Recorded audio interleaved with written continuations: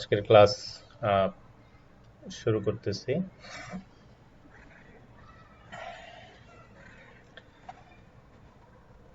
তো গত ক্লাসে আমরা ওই যে কনভেক্স সেট পড়েছিলাম, মনে আছে?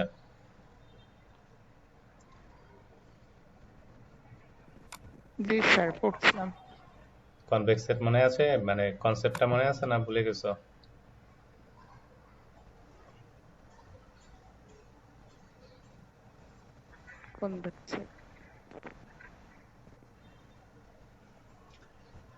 কনসেপ্ট মনে আছে?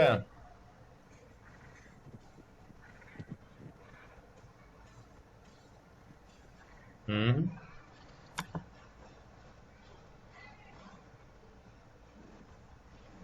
কি মনে নাই কারো কনভেক্স সেট? গত ক্লাসে পড়াইলাম, এখনই ভুলে গেলে তো সমস্যা।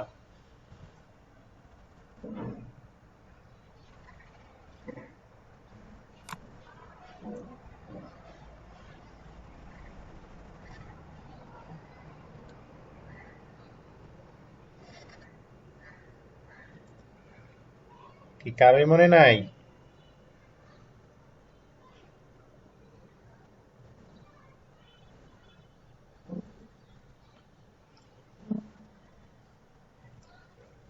কি শুনতেছো? বলতেছি যে জি স্যার, শুনতেছি। তো কনভেক্স সেট মনে নাই কারো?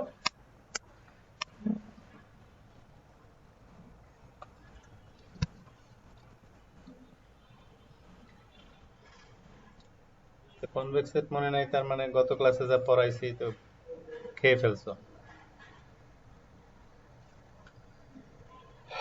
কনভেক্স কম্বিনেশন মনে নাই নাকি সেটাও ভুলে গেছো?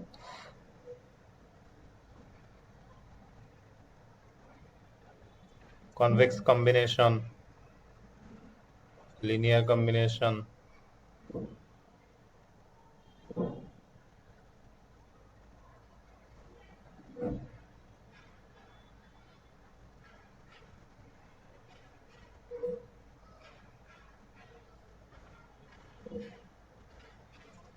কি হলো?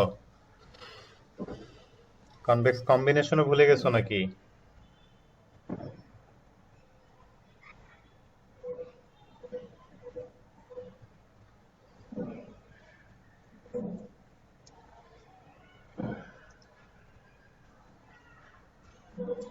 হ্যালো, জি স্যার। এমন ভাবে চুপচাপ করে আছো মনে হয় কবরস্থানে আছি, কোনো সারা শব্দ নাই। তোমাকে বারবারই বলি, যদি সরাই সরাই কখই ভুলে যাও তা তুমি উপন্যাস পড়বা কখন?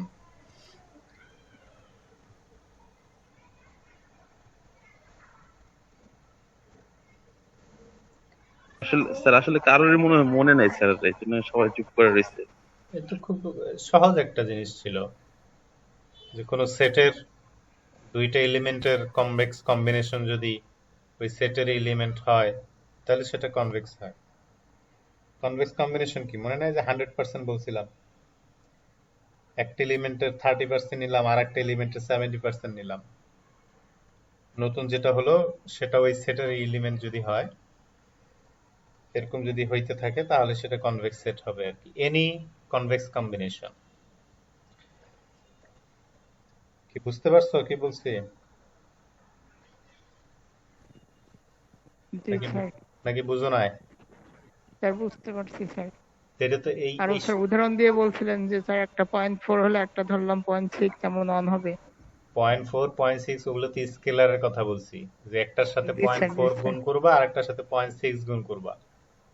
আমি তো জি সেটাই স্যার। পার্সেন্টেজ দিয়ে বলতেছি, একটার 40% আর একটার 60%। একটা ভেক্টরের 40% আর একটা ভেক্টরের 60% যোগ করলাম, নতুন ভেক্টর হলো, সেটা ওই সেটের এলিমেন্ট হলো।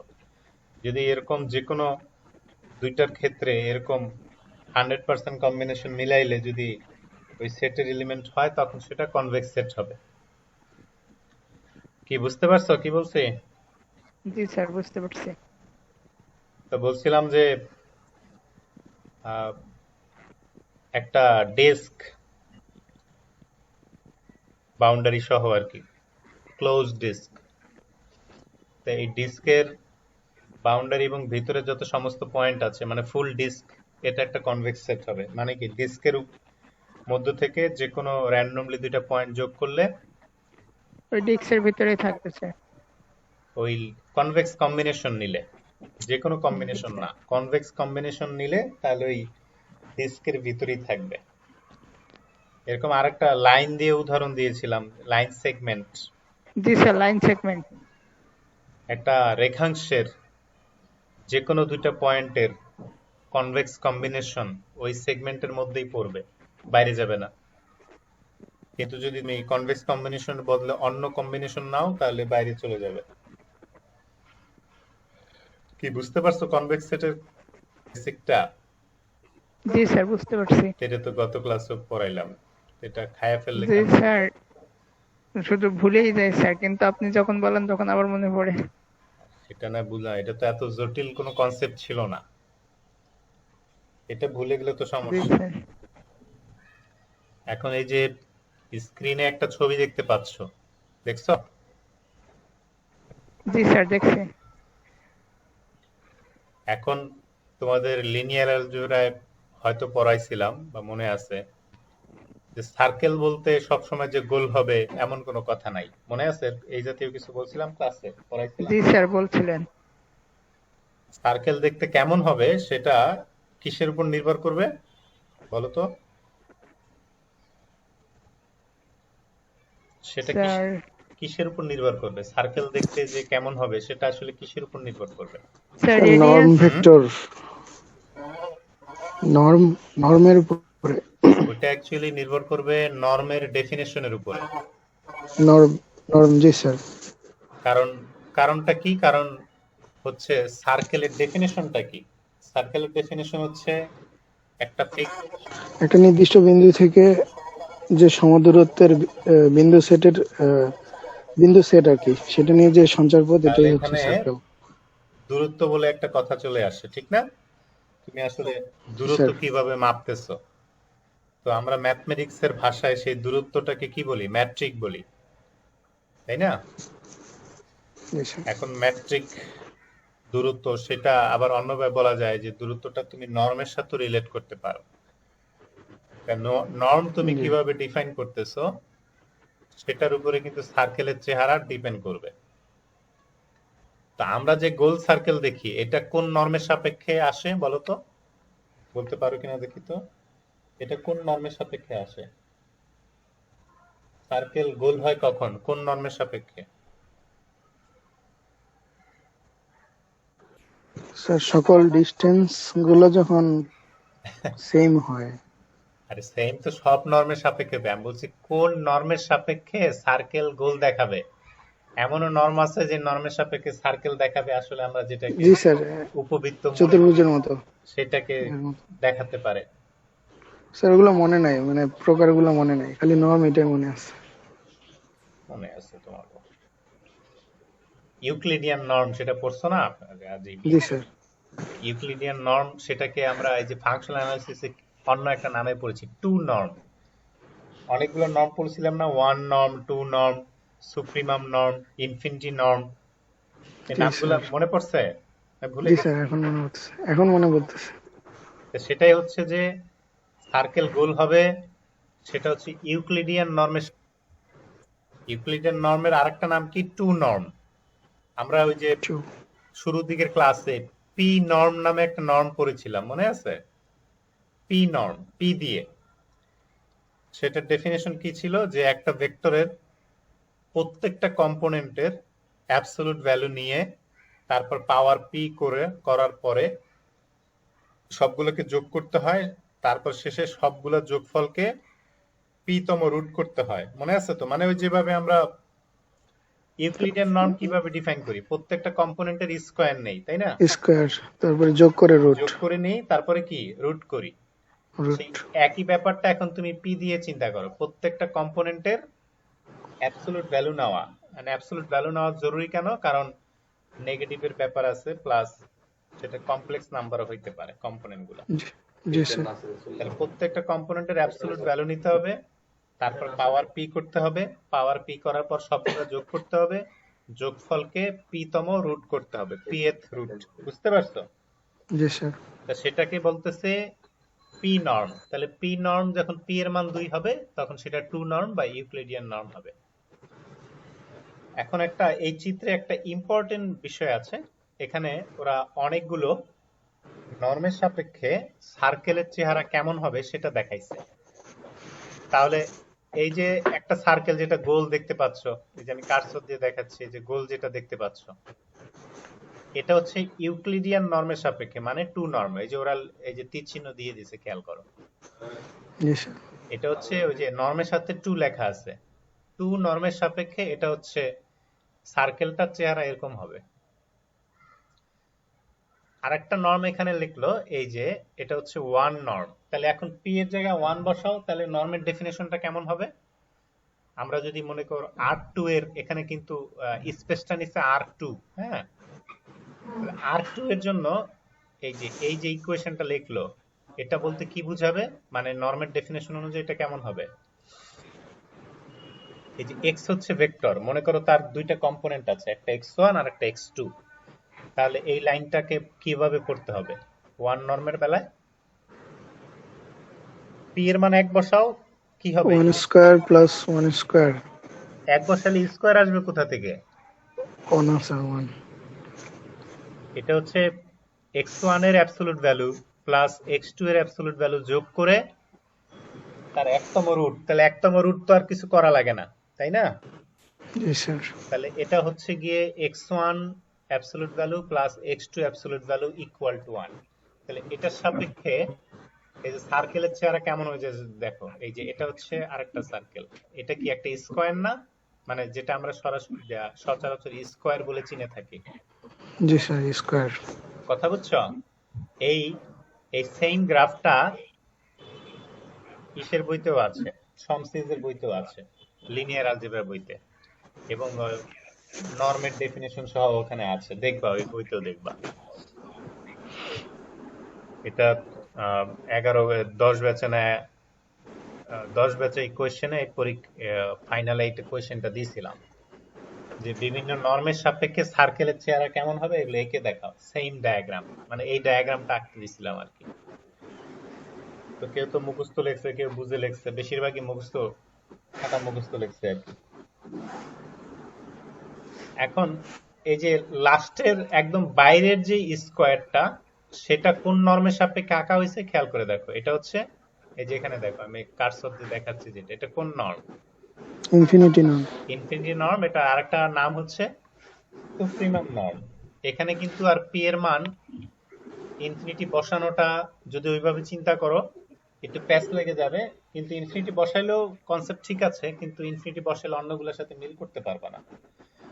এইটার মানে হচ্ছে আমার যে ভেক্টর আছে সেই ভেক্টরের ম্যাক্সিমাম কম্পোনেন্ট যেটা হয়, মানে অ্যাবসলিউট ভ্যালুর সাপেক্ষে সবচেয়ে বড় যেটা হবে সেটা ইকুয়াল টু 1। কথা বুঝতে পারছো কি বলছি? জি স্যার।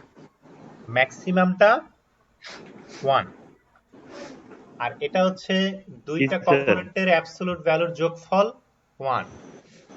এটার মানে হচ্ছে দুইটা কম্পোনেন্টের স্কয়ার করে যোগ করে রুট করলে 1। ব্যাপারটা বুঝে গেছে কিনা? জি স্যার। আর এটার মানে হচ্ছে এই যে এখানে আরেকটা নর্ম আমরা লিখলো যে হাফ দিয়ে, হাফ। পি এর মান হাফ লিখছে, ঠিক আছে? পি এর মান হাফ লেখা মানে হচ্ছে তুমি তখন কি করবা, x1 এর উপরে অ্যাবসলিউট ভ্যালু দেওয়ার পরে কি করবা, পাওয়ার দিবা হাফ, প্লাস x2 এর উপরে অ্যাবসলিউট ভ্যালু দিয়ে পাওয়ার দিবা হাফ। হাফ। এই যোগফলটাকে কি করবা, 1 এর সাথে। এই যোগফলটাকে স্কয়ার করতে হবে। নর্মের ডেফিনিশন বারবার ভুলাই ফেলতেছে। আর পাওয়ার পি করে যোগ করে আবার পি তম রুট করতে হবে না?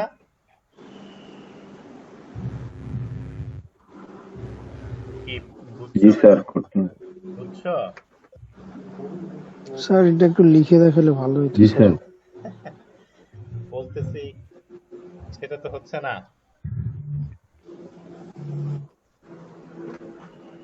এটা শমসিজের বইয়ে আছে এই জিনিসটা। জি স্যার, এরকম কি কোনো এক্সাম্পল আছে স্যার? ওইটাতে একটু দেখাইতেন স্ক্রিনটা। আচ্ছা, ওইটা পরে দেখাবো না, এখন মেইন কনসেপ্ট যেটা সেটা বুঝাইতে চাইতেছি। এখানে এই যে আমরা পি এর মান 1 নিলাম, 2 নিলাম, 3 নিলাম, 4 নিলাম, এইভাবে নিতে নিতে ইনফিনিটি নিলাম। এই সবগুলো নর্মের সাপেক্ষে সার্কেলের যে চেহারা হবে, সেই প্রত্যেকটা সার্কেল এগুলো কনভেক্স সেট হবে। কথা বুঝছো কিনা?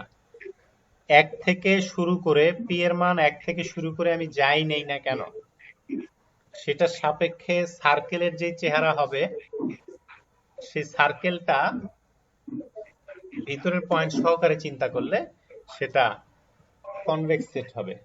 বুঝাইতে পারছি মূল কথা? জি বুঝতে স্যার। পারছি? যেটা একটু আগে বলছিলাম, যেমন ডিস্ক, বাউন্ডারি এবং ভিতরে সমস্ত পয়েন্ট নিয়ে যদি চিন্তা করো, সেটা একটা কনভেক্স সেট। এখন এখানে ইম্পর্টেন্ট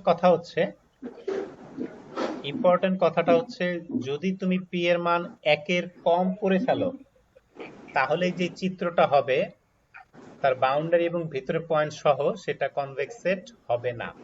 এখানে আরেকটা চিত্র হবে আছে, না। এই যে ডট, হ্যাঁ হবে না, এই যে ডট ডট দিয়ে একটা চিত্র আছে না, দেখতে স্টারের মতো দেখতে পাচ্ছ? জি স্যার। এটা হচ্ছে পি এর মান যদি হাফ বসাই, তাহলে সার্কেলের চেহারাটা এমন হবে। বুঝতে পারছো? সার্কেলের চেহারাটা এরকম হবে। এখন জি স্যার। এই স্টার এবং এর ভিতরে যত পয়েন্ট আছে, এটা কনভেক্স সেট হবে না, কনভেক্স সেটের প্রপার্টি স্যাটিসফাই করে না। বুঝাইতে পারছি কথা? জি স্যার। তো ইম্পর্টেন্ট জিনিসটা জাস্ট এখানে যা বললাম তা এক কথায়, যদি পি এর মান 1 এর কম হয়, তাহলে যে ডিস্ক হবে সেটা কনভেক্স সেট হবে না। পি এর মান 1 অথবা 1 এর বড় হলে যা হবে, সেটা সেই ডিস্কটা কি হবে? কনভেক্স সেট হবে। কনভেক্স। বুঝতে পারছো? তাহলে এখন কনভেক্স সেট মানে কি জি স্যার। বুঝলাম? আবার বলো তো, কনভেক্স সেট বলতে কি বুঝাইছিলাম? স্যার, যদি আমরা এখানে যে নর্ম গুলা নিচ্ছি, সেই নর্ম গুলার যে জিওমেট্রিক শেপটা আসতেছে, সেখানে যদি আমরা মানে সব বিন্দুগুলোকে পাই, অর্থাৎ দুইটা বিন্দু এমন পাওয়া না যায় যে নর্মের জিওমেট্রিক শেপের বাইরে কোনো একটা বিন্দু চলে গেছে, কনভেক্স সেটের যে ডেফিনেশন, সেই ডেফিনেশনটাকে তো স্যার আমরা মানে সরাসরি বুঝতে পারতেছি যে শুধুমাত্র ভিতরের সার্কেলটা যেটা হচ্ছে নর্ম হাফ, ওইটাই স্যাটিসফাই করতেছে না। মানে এখানে আমরা একটা দাগ টানলে যে কিছু বিন্দু অবশ্যই শেপের বাইরে চলে যাবে, বাকিগুলোর ক্ষেত্রে তো স্যার আমরা যে কোনো একটা দাগ টানলে ভিতরে পড়বে। তাহলে এই জন্য স্যার যেটা নর্ম হাফ, সেটা কনভেক্স সেট হবে না, বাকিগুলা সবগুলা কনভেক্স সেট হবে। সেটা তো অন্য কথা। বলতেন শুরুর ডেফিনেশন জিজ্ঞেস যে কনভেক্স সেট স্যার যদি আমরা কনভেক্স কনভেক্স কম্বিনেশনটা নেই এবং সেটা যদি ওই সেটের মধ্যে থাকে, তাহলেই আচ্ছা মানে পুরোটাই যদি সেটের মধ্যে থাকে কনভেক্স কম্বিনেশনটা। আচ্ছা, তাহলে এই চিত্রের কনসেপ্ট বুঝছো সবাই? হুম? জি স্যার। এই যেখানে লেখাই আছে সাম ক্লোজড ইউনিট স্যার স্কয়ার। হুম, ইনফিনিটি নর্মের ক্ষেত্রে স্যার, স্যার হ্যাঁ ইনফিনিটি ইনফিনিটি নর্মের ক্ষেত্রে মানে স্যার এই আমরা তো যেমন স্যার পি নর্মের ক্ষেত্রে টু নর্মের ক্ষেত্রে দেখা গেছে যে আমরা দুইটা কম্পোনেন্ট নিলাম, তারপরে হচ্ছে ওই দুটোটার স্কোয়ার করে যোগ করে আবার হচ্ছে বর্গমূল করলাম। আর স্যার ইনফিনিট নর্মের ক্ষেত্রে কি মানে শুধুমাত্র যে কোনো যেই কম্পোনেন্টটা হাইয়েস্ট ম্যাক্সিমাম শুধু ওই কম্পোনেন্টটাই নিব, হ্যাঁ, মানে শুধু এটাই বুঝাচ্ছেন? কম্পোনেন্টটাই ওয়ান। মানে মানে ওই স্যার ইনফিনিট সংখ্যক কম্পোনেন্ট যোগ করবো না ওইরকম? শুধু সেই কম্পোনেন্টটাই ওয়ান, বাকিটার অবস্থা আমরা জানি না বা দরকার নাই। স্যার ইনফিনিটি মানে নর্মের যেটা ক্ষেত্রে স্যার সর্বোচ্চ। তুমি এই সার্কেলের গ্রাফগুলো মানে এঁকে দেখতে পারো, তাহলে কনসেপ্টগুলো আরো ক্লিয়ার হবে যে প্রত্যেকটা নর্মের ডেফিনেশন অনুযায়ী গ্রাফগুলার মানে এই যেটা 2 এর নর্ম তো তোমরা সবাই বুঝো, এটা তো সেই কলেজ লাইফ থেকে করে আসছো, ঠিক আছে? এই যে এটা তো পিথাগোরাসকে ইয়া করতেছে, ওয়ান টু নর্ম নর্ম দিয়ে ওয়ান নর্মের যেটা এটা ইকুয়েশন, মানে আমি তোমার হিন্টস দিই, এটা কিন্তু শমসিজের বইতে করা আছে, ওখান থেকে দেখলেই পাবা যে এটাকে ভেঙে আমাদের পরিচিত ফরম্যাটে নিয়ে তারপরে গ্রাফ এঁকে দেখবা যে আসলে স্কোয়ার হয় কিনা। তারপরে এই যে ইনফিনিটি নর্ম, এটাকে ভেঙে আমাদের পরিচিত ফরম্যাটে লেখে তারপর দেখবা যে এটাও স্কোয়ার হয় কিনা। ঠিক আছে? এবং সবচেয়ে মজার জিনিস যে এটাও তুমি ম্যাথমেটিকাতে ওই যে হাফ নর্মে যেটা পি এর মান হাফ বসালে হয় ওইটা করার জন্য ম্যাথমেটিক্যাল হেল্প নিতে পারো, ওইটা করে দেখতে পারো, বা পয়েন্ট গুনে গুনে করে দেখতে পারো যেটা আসলে এরকম সিঙ্গারার মতো মানে এই যে কি বলে সমোসার মতো হইতেছে কিনা আর কি জিনিসটা শেপটা। তো এই বইয়ের আরেকটা গ্রাফ, এটা আমাদের গত পড়ার সাথে রিলেট করা যায়।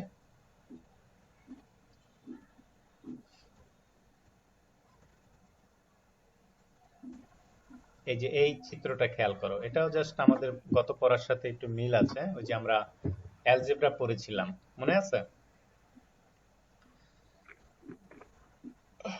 অ্যালজেব্রা মনে আছে কি গত ক্লাসে পড়াইছিলাম? স্যার আমি ছিলাম না গত ক্লাসে, দুঃখজনক। তো তুমি ভিডিও দেখো না পরে ইউটিউবে? কি মনে আছে স্যার? অ্যালজেব্রা বলতে স্যার কি ভিডিও বোঝায়? দেখতে পারি না স্যার। অ্যালজেব্রা বলতে কি বোঝায় সে একদম শর্টকাট কথায় যে অ্যালজেব্রা কি জিনিস? স্যার অ্যালজেব্রা বলতে স্যার ওই যে ভেক্টরের সাথে ভেক্টর যোগ, আর স্কেলারের সাথে স্কেলার যোগ, আর স্কেলারের সাথে ভেক্টর মাল্টিপ্লিকেশন, তিনটা অপারেশনই থাকবে। আচ্ছা ঠিক আছে, তো আরো শর্টকাটে সহজ ভাষায় চাইতেছিলাম যে অ্যালজেব্রা হচ্ছে, স্ট্যাটিক এন্ড মাল্টিপ্লিকেশন। সেটা ঠিক আছে, যে অ্যালজেব্রা হচ্ছে ভেক্টর স্পেস আর রিং এর কম্বিনেশন। জি স্যার। মানে একটা সেট, তার উপরে ভেক্টর স্পেসের স্ট্রাকচারও আছে, রিং এর স্ট্রাকচারও আছে। কথা বুঝছো? এখন এই গ্রাফটা বোঝার চেষ্টা করো, কি গ্রাফটা খেয়াল করো, এই যে একদম সবচেয়ে বড়টা এটা কি লিখছে? গ্রুপ, ঠিক আছে? গ্রুপ। তো গ্রুপের আবার সাবসেট হচ্ছে অ্যাডিটিভ অ্যাবেলিয়ান গ্রুপ। এখন অ্যাবেলিয়ান গ্রুপ আবার মনে আছে কিনা, আবার অ্যাডিটিভ বললো কেন? জি স্যার মনে আছে। অ্যাডিটিভ জি মানে স্যার, হচ্ছে, রেগুলিয়ান গ্রুপ মনে আছে স্যার। অ্যাডিটিভ গ্রুপ ওই ওই চারটার সাথে হচ্ছে অ্যাড ইকুয়াল টু বিয়ে হইলে A B equal to B A. আচ্ছা হ্যাঁ, মানে আগে অ্যাডিটিভ ক্লুজার ল, অ্যাসোসিয়েটিভ ল, তারপরে sir inverse of additive inverse identity আর ইনভার্স অফ হ্যাঁ অ্যাডিটিভ inverse। আইডেন্টিটিকে করার পরে স্যার লাস্টে হচ্ছে অ্যাড ইকুয়াল টু বি। আচ্ছা না, ওটা বলতেছিলাম এখানে লিখলো শুধু গ্রুপ আর এখানে লিখলো অ্যাডিটিভ গ্রুপ, কারণ গ্রুপের যে অপারেশন সেটা মাল্টিপ্লিকেশন হতে পারে, তাই না? আবার অ্যাডিটিভ অ্যাডিশনও হতে জি পারে। স্যার। তাহলে যে অ্যাডিটিভ অ্যাবেলিয়ান গ্রুপ যেটা আছে সেটা একটা স্পেশাল আবার গ্রুপের মধ্যে আলাদা। এখন খেয়াল করো যে রিং হচ্ছে আবার সেটার সাবসেট, মানে একটা রিং বাই ডিফল্ট গ্রুপ হবে, by default additive abelian group হবে। কথা বোঝা গেছে কি বলছি? জি স্যার। একটা রিং সেটা বাই জি sir. Default additive abelian group হবে। ক্লিয়ার? কথা ক্লিয়ার? এখন জি স্যার। এরপরে দেখো এই যে এখান দিয়ে আবার একটা রেক্টেঙ্গেলের মতো আঁকলো, সেটা হচ্ছে লিনিয়ার স্পেস, পুরাটাই লিনিয়ার স্পেস। তা লিনিয়ার স্পেস এটা অবভিয়াসলি গ্রুপ হইতে হবে, কারণ ভেক্টর স্পেস এটা গ্রুপ হইতেই হয়। লিনিয়ার স্পেস মানে ভেক্টর স্পেস আর কি, এখানে যেটা বুঝাইছে ভেক্টর স্পেস। তাহলে একটা vector space by default group হবে, by default additive abelian group হবে, কিন্তু রিং নাও হইতে পারে। কখনো কখনো রিং হবে, অনেক সময় রিং হবে না। বুঝতে পারছো ভেক্টর স্পেসের কথা? ভেক্টর স্পেস কখনো কখনো রিং হলেও হতে পারে, বাট জরুরি কিছু না, রিং হওয়া ওর জন্য জরুরি কিছু না। কিন্তু ভেক্টর স্পেস অবশ্যই অবশ্যই গ্রুপ হইতে হবে, অ্যাডিটিভ অ্যাবেলিয়ান গ্রুপ হইতে হবে। কথা বুঝছো? ক্লিয়ার ছবি দেখে? এখন স্যার। অ্যালজেব্রাটা খেয়াল করো, যে অ্যালজেব্রা বাই ডিফল্ট সবার ছোট, এখানে কিন্তু সবার সাবসেট, মানে অ্যালজেব্রা সে বাই ডিফল্ট ভেক্টর স্পেস হবে, বাই ডিফল্ট রিং হবে, by default additive abelian group হবে, বাই ডিফল্ট গ্রুপ হবে। কথা বোঝা গেছে? ব্যাপারটা বুঝছো? জি স্যার, বুঝে গেছি স্যার। এটাই। তাহলে এখন জি স্যার। ব্যাপারটা এরকম যে অ্যালজেব্রা মানে হচ্ছে তার উপরে ভেক্টর স্পেসের স্ট্রাকচার দেওয়া আছে, রিং এর স্ট্রাকচার দেওয়া আছে। এইভাবে চিন্তা করলে তোমাদের সবচেয়ে বুঝতে সুবিধা হবে। এটা হচ্ছে অ্যালজেব্রা। তো এই ছবিটা মাথায় গেঁথে রাখো জাস্ট বুঝার জন্য, এগুলা আমাদের পরীক্ষার জন্য খুব একটা ইম্পর্টেন্ট না, কিন্তু তুমি যদি কখনো তোমার এই যে গ্রুপ, রিং, ভেক্টর স্পেস এগুলোর মধ্যে একটু পার্থক্য হুট করে বুঝতে চাও, তাহলে এই চিত্রটা একটু দেখবা। এটা তোমাদের সিমন্সের বইয়ে স্যার আছে। আরেকবার সিমন্সের বইয়ে যদি একটু বলতেন স্যার, মানে কি আরেকবার কি? হ্যালো স্যার, ওই যে মানে আমাদের ভেক্টর স্পেসটা তো স্যার, লিনিয়ার স্পেসটা তো স্যার রিং থেকে বাইরে গেছে একটু। হ্যাঁ হ্যাঁ, দ্বারা কি বোঝাচ্ছে স্যার, মানে লিনিয়ার স্পেস কোন সময় রিং নাও হইতে পারে, সবসময় কিন্তু ring স্যার থাকে না। মাল্টি কিন্তু কমিউটেটিভ সবসময় ফলো করবে, যেহেতু এডিটিভ এবিলিয়ান গ্রুপ তো হবেই না স্যার সবসময়। গ্রুপ আর এডিটিভ এবিলিয়ান গ্রুপ তো লিনিয়ার স্পেস হতেই হবে চিত্র অনুযায়ী যদি বিবেচনা করি। কনফিউশন কোথায় সেটা বলো, সেটা ডিসকাস করি। স্যার কনফিউশন হচ্ছে ওই যে রিং এর যে স্কয়ার এর থেকে বাইরে চলে গেছে, তার মানে হচ্ছে মাঝে মাঝে এটা রিং নাও হইতে পারে, হ্যাঁ, কিন্তু গ্রুপ আর এডিটিভ এবিলিয়ান গ্রুপ হবে। কারণ এটা আবার স্যার অ্যালজেব্রাটাকে ভিতরে দেওয়ার মানে হচ্ছে স্যার মানে অ্যালজেব্রা সবসময় লিনিয়ার স্পেসও হবে, রিং হবে, এরকম বুঝাইছে না স্যার? হ্যাঁ হ্যাঁ হ্যাঁ হ্যাঁ, ঠিক আছে। না, এটা জি পার্থক্য স্যার, এমনি থ্যাংক ইউ বুঝতে স্যার। পারো, ভেক্টর স্পেসে তো তোমার ওই ভেক্টরের সাথে ভেক্টরের গুণ ডিফাইন থাকে না, তাই না?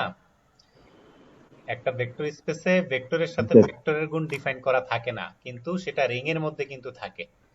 রিং এর মধ্যে কিন্তু একটা সেটের এলিমেন্টের সাথে ওই সেটের এলিমেন্টের গুণ ডিফাইন করা থাকে। তো বুঝতেই পারতেছো যে ওই স্ট্রাকচার সবসময় ভেক্টর স্পেসের সাথে নাও থাকতে পারে, এই কারণে কিন্তু ভেক্টর স্পেস রিং হচ্ছে না, সবসময় হবে না আর কি। ক্লিয়ার ব্যাপারটা? জি স্যার, ক্লিয়ার। ওটাই বললাম, যদি কখনো গ্রুপ, ভেক্টর স্পেস, রিং এগুলা নিয়ে কনফিউশন লাগে তাহলে এই চিত্রটা দেখবা।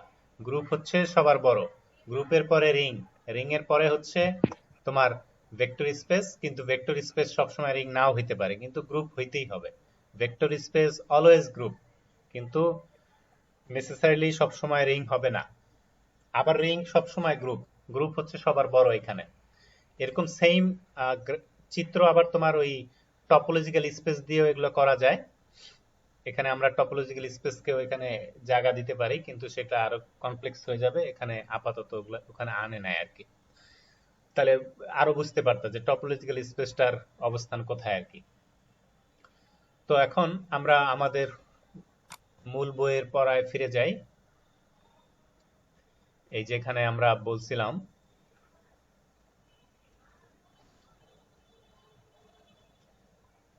এক্সটেনশন। স্যার বলো। স্যার হাফ নর্মের যে চিত্রটা দেখাইছিলেন স্যার, মানে ওই জিওমেট্রিক শেপটাকে না স্যার স্টেরয়েড বলে? আচ্ছা, মানে একটা আমার স্যার কথা, ভালো করে ইম্পর্টেন্ট কথা মিস করে গেছি। পি এর মান একের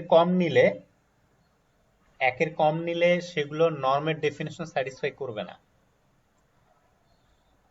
এটা ভালো মতো মাথায় রাখো। পি এর মান যদি একের কম নেই, তাহলে যেই ডেফিনেশন গুলো হবে সেগুলো নর্মের সব প্রপার্টি স্যাটিসফাই করবে না, মানে নর্ম হবে না। কথা বুঝতে পারছো কি বলছি? তাহলে স্যার যে হাফ নিয়ে যে স্টেরয়েড বানাইলেন এটাকে নর্ম বললেন স্যার? এটা নর্ম কনফিউশন বলছি লেগে ওটা। যাচ্ছে না স্যার এখন আবার? হ্যাঁ হ্যাঁ, একদিক দিয়ে টেকনিক্যালি ভুল, মানে এখানে হচ্ছে কম্পারিজন, যে আমি পি এর মান বিভিন্ন ভাবে চেঞ্জ করলে সার্কেলের চেহারাটা চেঞ্জ হচ্ছে না। এখানে ওই যে হ্যাঁ মানে পি এর মান স্যার। এক একটা নিলে সার্কেলের চেহারা ভিন্ন হচ্ছে। তো যখন একের কম হয়ে যাবে, তো সেই গ্রাফগুলো আর তোমার কনভেক্সের থাকবে না। তা তুমি এটার সাথে ওই যে নর্মের যে ডেফিনেশন আছে সেটার সাথে রিলেট করতে পারো। মানে যদি ওয়েল ডিফাইন্ড নর্ম না হয়, মানে আমরা নর্মে যে ডেফিনেশন পড়ছি সেই নর্মের সাপেক্ষে যদি আমরা ওই যে সার্কেল এরকম গ্রাফ আঁকি, তাহলে সেটা কনভেক্সেট হবে না। মানে যদি নর্মের ডেফিনেশন স্যাটিসফাই না করে, তাহলে সেটা দিয়ে গ্রাফ আঁকলে সেটাও কনভেক্সেট হবে না। ব্যাপারটা বুঝতে পারছো? হবে না, বুঝতে এখন পারছি স্যার। আচ্ছা, তো এখন আমরা এখানে আজকে এই মোস্ট ইম্পর্টেন্ট থিওরেম, কথার কথায় ভালো মতো খেয়াল রাখো। তুমি দুনিয়ার যত জায়গায় এই ফাংশনাল অ্যানালাইসিস এর ভাইভা দিতে যাবা, এই হানবানাক থিওরেমের উপরে তোমার কোশ্চেন করার সম্ভাবনা 80%। কারণ কি? কারণ এটা এমন একটা থিওরেম যেটা ফাংশনাল অ্যানালাইসিস সবচেয়ে বেশি ডিসকাস করা হয়। তাই ঘুরে ফিরে আর কিছু মনে না থাকুক, সবার এই এই নামটা মনে থাকবে। হুট করে এক জায়গায় তুমি ফাংশনাল অ্যানালিসিস পড়ছো, আচ্ছা হার্মার্ক থিওরেমটা কি বলো তো, এটা এরকম করে বসবে। ব্যাপারটা বুঝতে পারছো? তো এটা হচ্ছে ফাংশনাল অ্যানালাইসিসের সবচেয়ে সেলিব্রিটি থিওরেম। তো এটা তোমাকে ভালো মতো বুঝতে হবে, মনে রাখতে হবে, এবং যতদিন ম্যাথমেটিক্সের সাথে আসছো ততদিন এটা মনে রাখবা যে হার্মার্ক থিওরেম কি বলে আর কি। কি এটার ইম্পর্টেন্স বুঝাইতে পারছি? জি স্যার।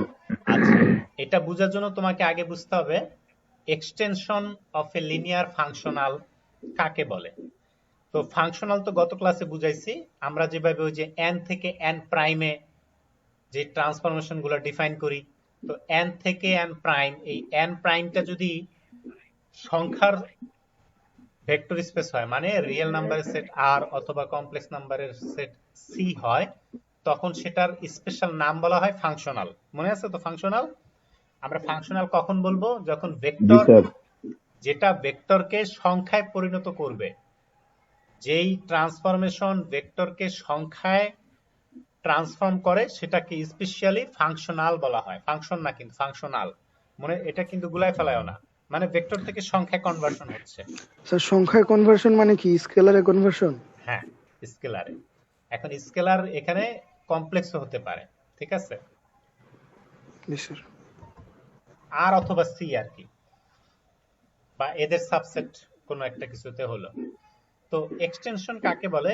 ধরো মনে করো যে আমাদের মূল স্পেস হচ্ছে n, একটা নর্মড স্পেস n, তার একটা সাব স্পেস হচ্ছে m, এটা মনে করো m। এখন m এর উপরে একটা ফাংশন f, মানে ফাংশন আর ডিফাইন করা আছে ধরে নাও। তাহলে এখানে আমরা তিনটা জিনিস ধরে নিচ্ছি, যে আমার শুরুতে একটা নর্ম স্পেস n আছে, সেই n এর একটা সাব স্পেস আছে, সেই সাব স্পেসের উপরে কাজ করে এরকম একটা ফাংশনাল f আছে। তো এই f এর সাপেক্ষে আমি নতুন আরেকটা ফাংশনাল নিয়ে আসব f নট, কিন্তু সেটা কাজ করবে আমার মূল স্পেস n এর উপরে, মূল স্পেস n এর উপরে। এখন এই f নটটা যদি এই প্রপার্টি স্যাটিসফাই করে, এই প্রপার্টিটা বুঝতে হবে ভালো মতো। এই প্রপার্টিটা দেখো কি বলছে, f not of x equal to f of x for all x in m, মানে কি m এর সমস্ত এলিমেন্টের জন্য এই দুইটা ফাংশনালের আচরণ বা কার্যবিধি একই আসতেছে। ব্যাপারটা বুঝতে পারছো কিনা? মানে f আর f নট এর পার্থক্য, মিলটা বুঝতে পারছো কিনা? এই f টা ডিফাইন করা আছে m এর মধ্যে, মানে m এর ভেক্টরের জন্য, আর f নট ডিফাইন করা হচ্ছে n এর সকল ভেক্টরের জন্য, মানে f নট এর অফিস বড় আর f এর অফিস ছোট। কথা বুঝতে পারছো কিনা? জি স্যার। মানে এটা যদি আমরা ওই যে বড় একটা কোম্পানি আছে, তার একটা লোকাল অফিস আছে আর একটা হচ্ছে সেন্ট্রাল অফিস, বুঝতে পারছো এরকম।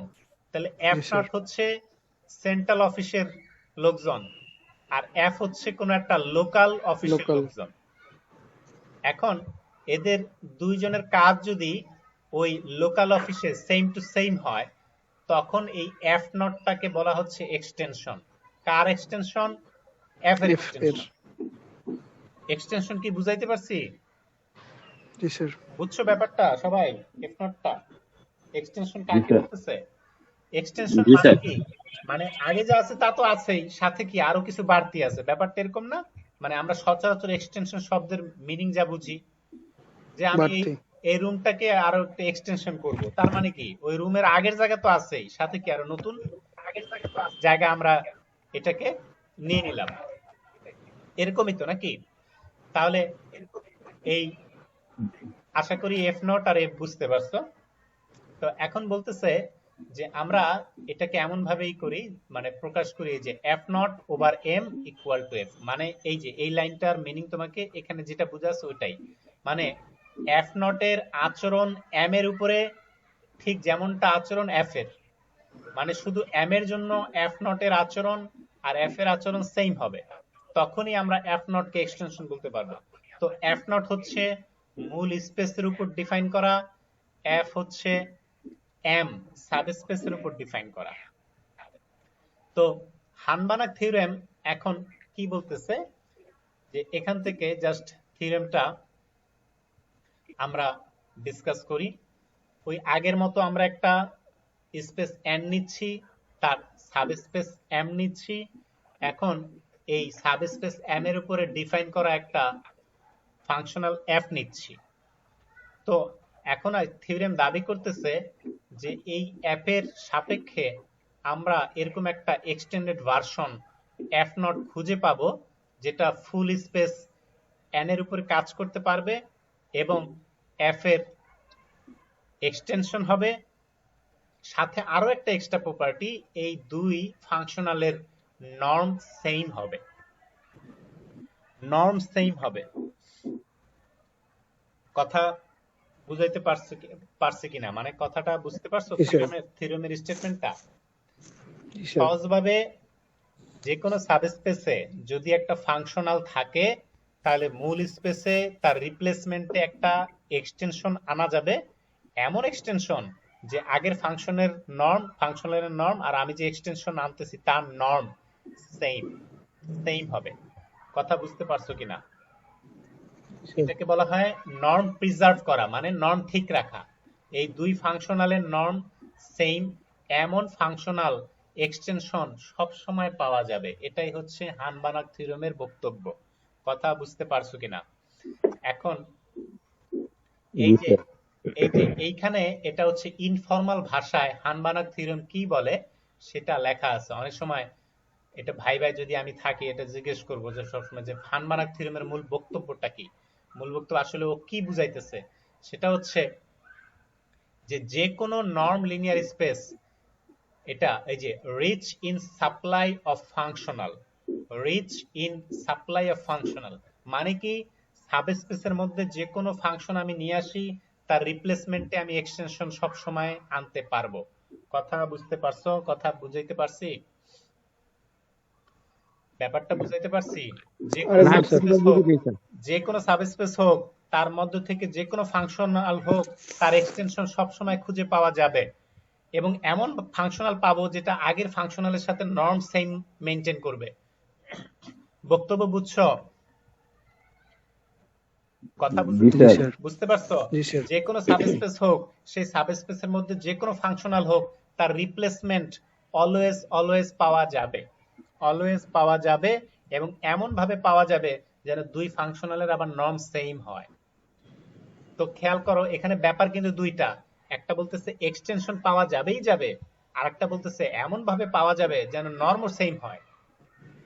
মানে যে একই কাজ করবে আবার তাদের সেম বেতন দিলেও চলবে আর কি। অনেক সময় আসে না যে ভাই আমি তো বড় অফিসের কর্মকর্তা, আমার স্যালারি কিন্তু বেশি, এরকম। কিন্তু এখানে বলতেছে না, এরকম না যে আপনি রিপ্লেসমেন্টের লোক পাবেন, হ্যাঁ বড় অফিসের লোক পাবেন, কিন্তু একই বেতন দিলে কাজ করবে, সমস্যা নাই, সে বেতন নিয়ে হাউকাউ করবে না। বাস্তব উদাহরণ দিয়ে বুঝতে পারছো ব্যাপারটা? এটা জি স্যার। গত ব্যাচে বুঝাইছিলাম যে ক্রিকেট টিমের উদাহরণ দিয়ে। অনেক সময় কি যে দেখবা যে ধরো মনে করো ইন্ডিয়ার কথা, বাংলাদেশে তো ওরকম আছে, যেমন ওই জেলা ভিত্তিক লোকাল টিম থাকে না, যে হয়তো চিটাগং টিম বা বরিশাল টিম। তা বরিশাল বা চিটাগং এগুলো কি বাংলাদেশকে ফুলটাকে যদি তুমি একটা নর্ম লিনিয়ার স্পেস চিন্তা করো, তো এগুলোকে তুমি সাবস্পেস হিসেবে গণ্য করতে পারো নাকি? জি স্যার। তা এখন জি স্যার। এই এফ হচ্ছে ওই লোকাল ক্লাবের প্লেয়ার, মনে করো এফ হচ্ছে লোকাল ক্লাবের প্লেয়ার আর এফ নট হচ্ছে তোমার জাতীয় দলের প্লেয়ার। জাতীয় দল। কথা বুঝতে পারছো? জি স্যার। তো এখন এখানে যেটা দাবি করতেছে যে আমি যে কোনো লোকাল ক্লাবের প্লেয়ার যদি একজন সিলেক্ট করি, তো তার রিপ্লেসমেন্ট মানে তার মতোই কার্যকর আমার জাতীয় প্লেয়ার একজন আছে, এটা আমি সবসময় খুঁজে পাবো এবং এমন প্লেয়ার যে সেম বেতনে কাজ করবে, সমস্যা নেই, বা মানে সেম কার্য। এখানে বলতেছে একই রকম দক্ষতার দুই প্লেয়ার রিপ্লেসমেন্ট আমি পাবো, আবার বলতেছে সেম বেতন দিলে কাজ করবে, সমস্যা নাই। কারণ লোকাল প্লেয়ারে তো বেতন কম নাকি, আর জি স্যার। যেটা জি জাতীয় দলের প্লেয়ার সেটা তো বেতন বেশি। জি জি স্যার। তো এখানে বলতেছে যে লোকাল প্লেয়ারের রিপ্লেসমেন্ট জাতীয় দলে পাওয়া যাবে অলওয়েজ, এবং সেম বেতনে কাজ করবে এরকম প্লেয়ারও পাওয়া যাবে। মানে প্লেয়ারের অভাব নাই। কথার কথা হানমানাক থিওরেম বলতেছে যে রিপ্লেসমেন্টের কোনো অভাব নাই। বুঝতে পারছো কিনা? এই যে এক কথায় উত্তর, যে রিপ্লেসমেন্টের কোনো এক্সটেনশনের কোনো অভাব নাই। এই স্যার, কথাটাই এখানে আমরা রিপ্লেস করব কাকে স্যার? মানে জাতীয় দলের প্লেয়ারকে নাকি লোকাল প্লেয়ারটাকে জাতীয় দলের লোকাল প্লেয়ার প্লেয়ার, দিয়ে? মানে লোকাল এখানে লোকাল ব্যাপারটা প্লেয়ারকে, লোকাল প্লেয়ার। রিপ্লেসমেন্ট ওরকম না যে বিকল্প, যে আমাদের হাতে বিকল্প আছে। মানে স্যার কার্ডটাকে এক্সটেনশন করব কাকে? মানে লোকাল প্লেয়ারকে নাকি আচ্ছা, জাতীয় দলের? এক্সটেনশনটার এটা মিনিংটা এখন এই ক্রিকেট দলের সাথে মিলাও। আহ, মনে করো যে আহ, আহ, বরিশাল টিমে একজন ভালো স্পিনার আছে, কিন্তু ঠিক অনুরূপ চিটাগং দলে হয়তো ওরকম ভালো স্পিনার নাই, এরকম একটা কনসেপ্ট চিন্তা করো। মানে জি স্যার। হ্যাঁ, কিন্তু হানমানাক থিওরেম বলতেছে ওই বরিশাল দলে যে ভালো স্পিনার আছে, ঠিক একই রকম ভালো স্পিন করতে পারে সেরকম প্লেয়ার আমার জাতীয় দলেও আছে। জি স্যার। এই যে এখানে বুঝতেছে যে তাদের কোয়ালিটি সেম। কথা বুঝো ভালো মতো। জি স্যার, বুঝতে পারছি।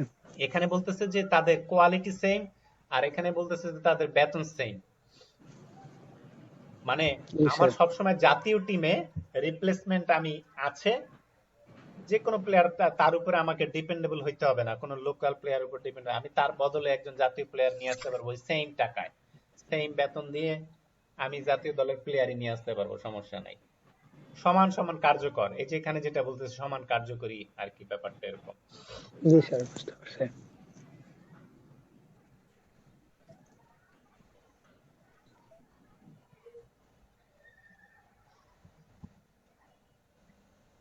তো এখন এই থিওরেম বোঝার জন্য আমাদেরকে পরের পেজে, এই থিওরেম কিন্তু আজকে বুঝাবো না কারণ বেশ বড়, এর আগে একটা লেমা আছে, সেই লেমাটা ধরে আমাদেরকে তারপরে এটা বুঝাইতে হবে। দেখো, এই থিওরেম প্রমাণ করার জন্য আগে একটা লেমা আমাদেরকে প্রুফ করতে হবে। এটা অনেক সময় মাথায় আসতে পারে যে স্যার থিওরেম আর লেমার পার্থক্য কি? এটা কেউ জানা আছে থিওরেম আর লেমার পার্থক্য কি? নাই স্যার। স্যার, লেমা স্যার ওই যে থিওরাম প্রুফ করার পর আমরা কিছু সিদ্ধান্ত নিতে পারি ওই থিওরি থেকে, ওগুলাই আর কি অনুসিদ্ধান্ত যেগুলোকে বলি। আচ্ছা, লেমা হচ্ছে এমন একটা প্রুভড রেজাল্ট যেটা একটা থিওরেমকে এস্টাবলিশ করতে হেল্প করে। বুঝতে পারছো? থিওরেম হচ্ছে যে সহজ কথায় আহ, খুব পরিচিত বা খুব ফ্যামিলিয়ার বা খুব বেশি ডিসকাশন হয়েছে এমন কোন একটা স্টেটমেন্ট যেটা প্রুফ করা হয়েছে আর কি, থিওরেম। থিওরেম আর লেমার মধ্যে ওইভাবে কিন্তু আসলে পার্থক্য নাই। ব্যাপারটা হচ্ছে থিওরেম একটু সেলিব্রিটি টাইপের, আর লেমা হচ্ছে একটু মানে আন্ডারডগ টাইপের আর কি। কিন্তু লেমার একটা স্পেশাল প্রপার্টি হচ্ছে সে পরিচিত কোনো একটা থিওরেমকে দাঁড় করাইতে হেল্প করে। এই দুইটা পার্থক্য বুঝছো, লেমা আর থিওরেমের পার্থক্য? জি স্যার। লেমাটা জি হচ্ছে স্যার। এমন একটা একটা প্রুফড রেজাল্ট যেটা একটা থিওরেমকে এস্টাবলিশ করতে হেল্প করে। আচ্ছা, তো এখানে লেমাটা কি বললো যে ধরো আমরা ওই আমাদের স্পেস এন এর মতোই, এন এর মধ্যে আগের মতো একটা সাবস্পেস এম নিচ্ছি, এখন সেই এম এর মধ্যে একটা ফাংশনাল এফ নিচ্ছি। তো এম এর বাইরে কোনো একটা ভেক্টর এক্স নট চুজ করতেছি, এম এর বাইরে কোনো একটা ভেক্টর এক্স নট চুজ করতেছি, এবং নতুন একটা সেট বানাইতেছি এম এর জিনিসপত্র আর এক্স এর যত মাল্টিপল আছে এই দুটাকে মিশানোর পরে। মানে হচ্ছে এম নটটা এই এম এবং এক্স নট এই দুইজন দ্বারা স্প্যান হইছে। মানে এম নটের ভিতরে কারা আছে? এম এর সাথে এক্স নটের যত মাল্টিপল আছে, এই যে এখানে এই জায়গাটা একটু খেয়াল করো, যে আমাদের ক্যাপিটাল এম এর যত এলিমেন্ট আছে সব এলিমেন্টের সাথে আমি যদি এক্স নটের বিভিন্ন গুণিতককে যোগ করি বা বিয়োগ করি, কারণ বিয়োগ হইতে পারে, আলফার মান নেগেটিভ হলে সেটা বিয়োগই হবে, তা আমরা একবারে যোগই বলি, যে আমার এই সাবস্পেসের এম এর সাথে এই এক্স নটের যত মাল্টিপল আছে সেগুলোকে যদি আমরা যোগ করে নতুন ভেক্টর বানাই, সেগুলোকে মিলে আমরা বলতেছি এম নট। ঠিক আছে? জি স্যার। এখানে দেখো এই যে এক্স নটটা, এটা কিন্তু একটা ব্র্যাকেটের মধ্যে, সেকেন্ড ব্র্যাকেটের মধ্যে আটকানো হয়েছে। এটা মানে হচ্ছে এটা নিজেও একটা সাবস্পেস। এই সাবস্পেসটা হচ্ছে এক্স নট দ্বারা স্প্যান হয়েছে।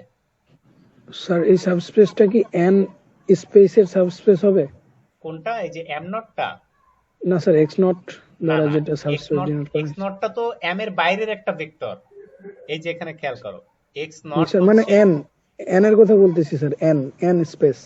আ- আমাদের সবকিছু তো আমাদের মূল স্পেস এন এর মধ্যে সীমাবদ্ধ থাকবে, এন এর বাইরে তো আর কিছু না। জি স্যার ওইটাই।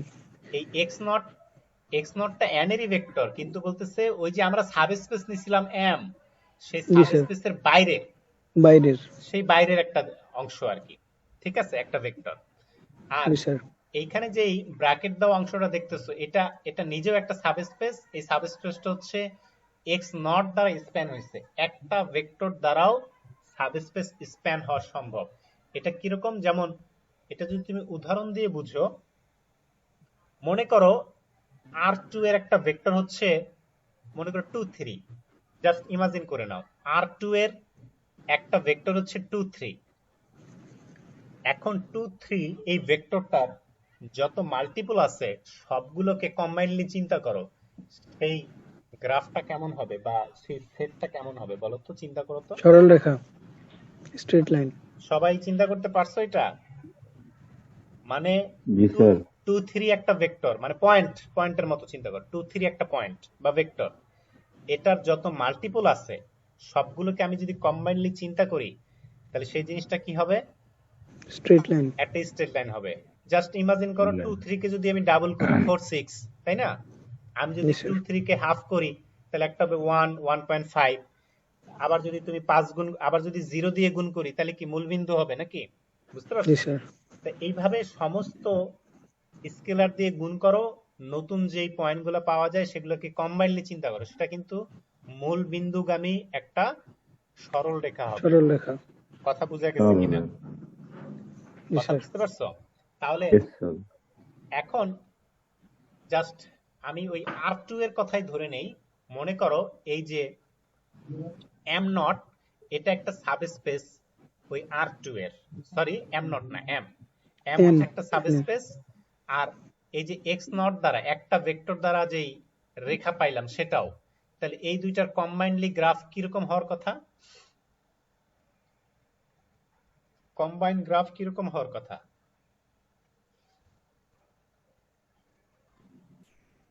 স্যার আরেকবার, হুম, আরেকবার একটু বলেন স্যার। বলতেছি যে R2 এর একটা সাবস্পেস ধরো এম, এরকম একটা সাবস্পেস আছে এম। আর ওই যে যে সরল রেখার কথা চিন্তা করলা, এখন এই দুইটাকে তুমি যোগ করে দিলা, তাহলে এখন নতুন একটা এম নট হলো। তা এম নটের চেহারা কেমন হতে পারে? এম এর সাপেক্ষে এম নটের চেহারা কেমন হবে?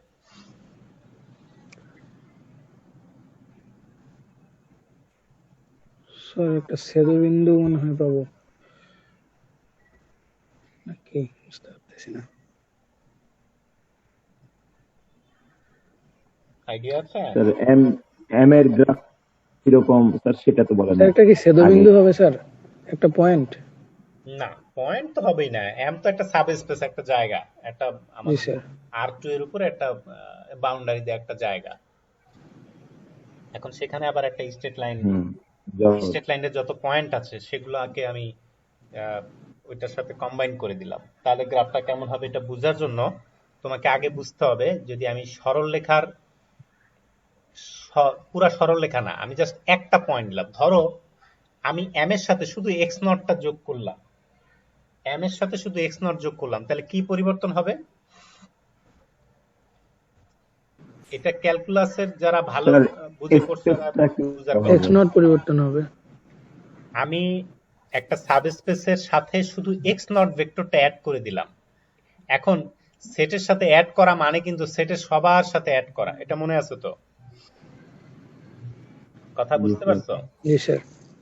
ধরো একটা সার্কেল, মূল বিন্দু মানে যার সেন্টার হচ্ছে মূল বিন্দুতে, রেডিয়াস যা খুশি তা নাও, সমস্যা নাই, 1 2 3 ওইটা আমাদের ধর্তব্য না। একটা সার্কেল, এটার ভিতরে সমস্ত পয়েন্ট, বাউন্ডারি সমস্ত পয়েন্ট সহকারে, মানে ডিস্ক চিন্তা করো যার সেন্টার হচ্ছে মূল বিন্দুতে।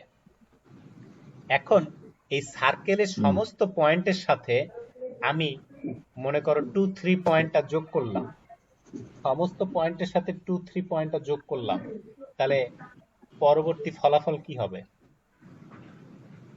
সার্কেলের সমস্ত পয়েন্টের সাথে আমি 2 3 পয়েন্টটা যোগ করলাম, তাহলে পরবর্তী ফলাফলটা কি হবে? স্যার সার্কেলটা একটু বড় হবে না আগের চেয়ে, মানে একটু বড় হয়ে যাবে আর কি সার্কেল স্যার, বড় মানে হবে? স্পেসটা বড় হয়ে যাবে। সার্কেল বড় হবে? না স্যার, একটা কোণের মতো হবে। তাহলে স্যার সার্কেলের সব পয়েন্টের সাথে আমি একটা সিঙ্গেল পয়েন্ট যোগ করলাম 2 3। আগে আমার স্যার, একটা সার্কেলটা কোণ। ছিল অরিজিন, মানে অরিজিনে তার সেন্টার, সেন্টার অরিজিনে, এখন আমি সবার সাথে 2 3 যোগ করতেছি, তাহলে নতুন অবস্থা কি হবে সার্কেলটার?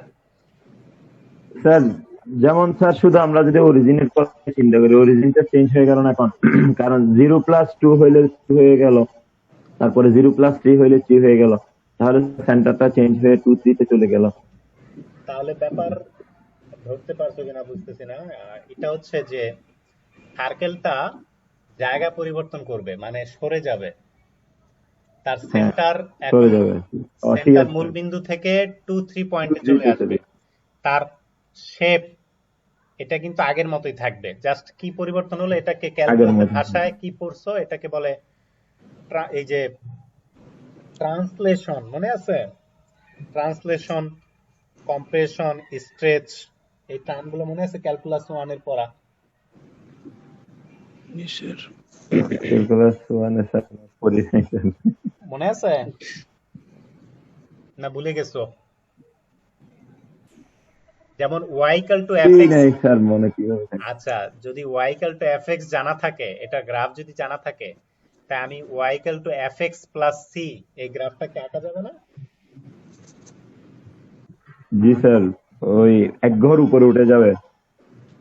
সি এর মানের উপর। যেমন আমি যদি বলি যে রুট ওভার এক্স আর হচ্ছে রুট ওভার এক্স প্লাস 5, এই দুই গ্রাফের মধ্যে পার্থক্য কি? স্যার রুট এক ওভার ঘর এক্স নিচে, আর 5 ঘর নিচে নেমে যাবে। পরে 5 যোগ করলাম, রুট ওভার এক্স 5 যোগ করতে হবে। যোগ করলাম, তাহলে দুই গ্রাফের মধ্যে পার্থক্য কি? 5। আর এই গ্রাফিক্যালি পার্থক্য 5 কি ঘর হবে? উপরে উঠে যাবে স্যার। জি স্যার, 5 ঘর উপরে। 5 ঘর স্যার উপরে মানে উঠে না? গ্রাফটা রুট ওভার এক্স এর গ্রাফ যা তাই থাকবে, শুধু উপরে উঠে যাবে আর কি স্যার, ট্রান্সফর্ম করে মানে ট্রান্সলেট হয়ে 5 ঘর উপরে উঠে যাবে। তার মানে সহজ কথায় মানে বলতেছি যে এই যে আমরা m এর সাথে শুধু একটা সিঙ্গেল এলিমেন্ট মানে সিঙ্গেল ভেক্টর যদি x নট যোগ করি, তাহলে সেই m আগের পজিশন থেকে x নট পজিশনে ওই যে x নট ভেক্টর হিসেবে সেটা সরে আসবে। সরে এটা আসবে। পরিবর্তনটা সবসময় যে উপর নিচ হবে এরকম না, কোনাকুনিও হইতে পারে, কারণ x নটে কিন্তু বিভিন্ন কম্পোনেন্ট থাকতে পারে। যেমন এই যে 2 3 বলতেছি, এটা 2 ঘর ডানে যাবে 3 ঘর উপরে যাবে, এরকম ব্যাপারটা, ঠিক আছে? তো এটা x নট এর পয়েন্টে কিন্তু সরে আসবে স্টিল। তখন এটাকে কি বলে, কোসেট বলে না, মনে আছে কোসেট?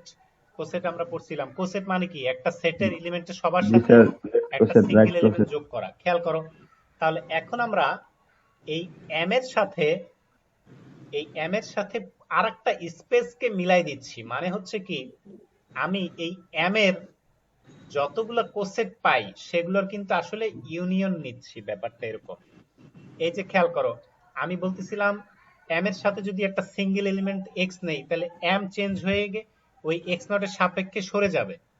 আবার x যোগ না করে যদি আমি 2x যোগ করি, তাহলে সেটা 2x এর সাপেক্ষে সরে যাবে। সেই কোসেট কিন্তু আবার ভিন্ন, কথা বুঝো কিন্তু ভালো মতো, সেই কোসেট কিন্তু ভিন্ন।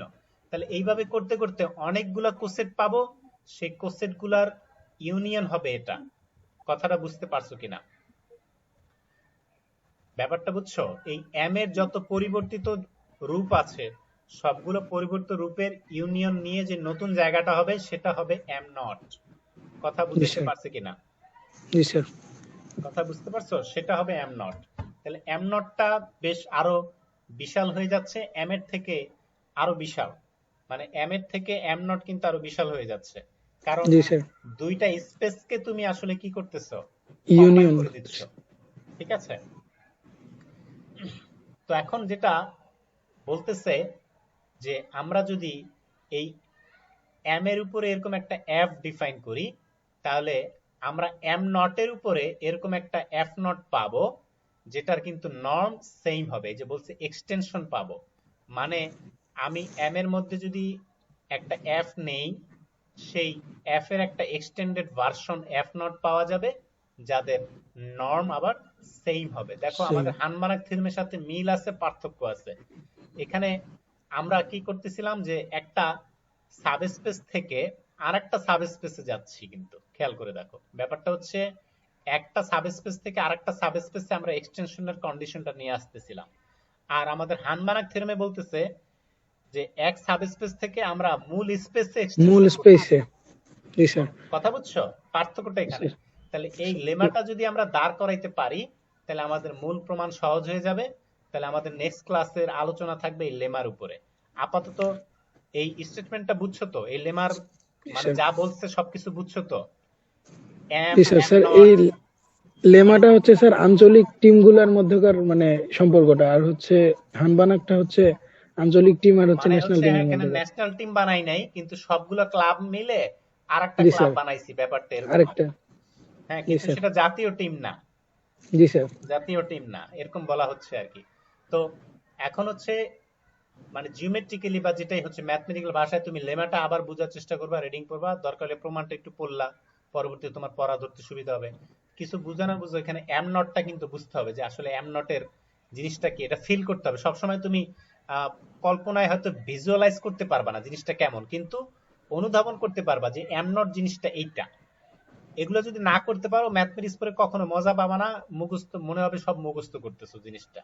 এই এম এর সাথে এক্স নট কিভাবে কাজ করে এম নট তৈরি হলো, এই বেসিকটা তোমাকে বুঝতে হবে, যে এম নটটা কিভাবে গঠিত হয়েছে বা এটার জিওমেট্রিক্যাল শেপ কেমন হতে পারে, সেই জিনিসটা বুঝে রাখবা। তো ঠিক আছে, আজকে আমাদের ক্লাস এ পর্যন্তই। আগামী ক্লাসে আমাদের দেখা হবে। তো সবাই ভালো থেকো। ওকে স্যার, আসসালামু আলাইকুম। আসসালামু আলাইকুম স্যার। ওয়ালাইকুম সালাম।